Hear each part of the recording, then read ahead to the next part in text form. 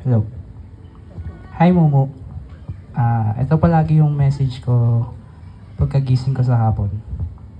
Sa susunod, ang lagi ko lang sasabihin ay maglalaba na ako, maghuhugas na ako, kaya magluluto na ako. Pero alam ko namang di mo ko hayaan gawin yun kasi ayaw mo ng luto ko. Pero mas alam ko din na hindi mo ko hayaan mag-isa sa buhay. Through ups and downs, andyan ka pa rin. Siyempre, ganun din ako sa'yo. Susuportahan kita sa abot ng aking makakaya. Magtutulungan tayo at sabay tayong aasenso. Kahit anong pagsubok, kakayanin nating dalawa. Nalagpasan nga natin yung LDR. Kaya sa mga nagdadalawang isip, well, LDR works. Andito na tayo sa exciting na part.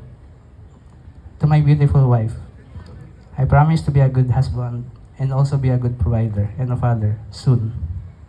Let us make more memories and more chismis to come. Masyado na ako maraming nasabi, so mas papatunayan ko na lang through actions.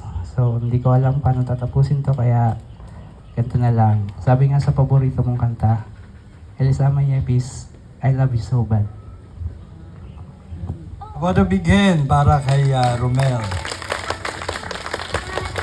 And now at this point, may we hear the message from Eli that comes from her heart para kay Romel.